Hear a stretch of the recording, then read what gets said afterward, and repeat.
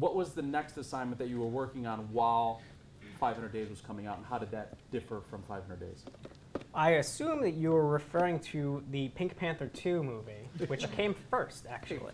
So I wrote this, and people read it, and again, as I said, everybody really liked it, but nobody bought it, and no one wanted anything to do with it. But as a result of them liking it, I got to go into a little bit higher meetings.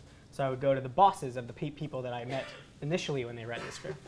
And one of them was at Sony, and they said to me, you know, having not sold anything in my life, would you be interested in, you know, the only open writing assignment we have is the sequel to the Pink Panther movie? And I said, no, thank you, but not my thing. I don't know why you would think, reading 500 Days of Summer, that makes any sense.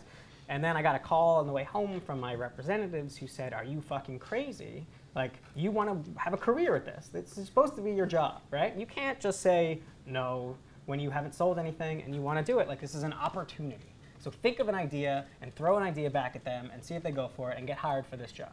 Because, you know, they don't get paid unless you get paid. So I think everybody wanted to get paid. And I just said, OK. And Weber and I were like, what? Let's come up with an idea. We came up with an idea. We pitched it to them. They said, done. Go. And we were like, oh, shit. We really have to write this now.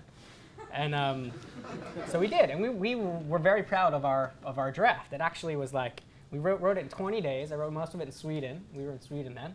And it's funny. It was like very subversive and not at all what ended up being the movie. Because a lot of times what happens is you'll write in your draft, and then you are dealing with people way above your pay grade, like actors.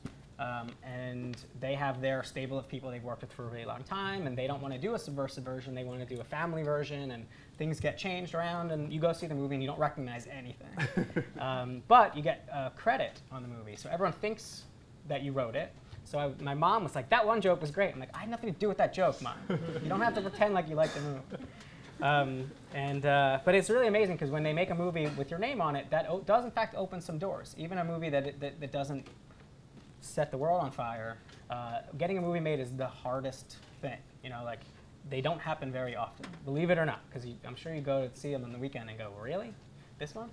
But it's a really weird alchemy that happens, and they made it, which was amazing. And I think as a result of them making that, it made us look a little bit more legit for when they did finally come around to making 500. So believe it or not, I think one might have subsequently influenced the other somehow.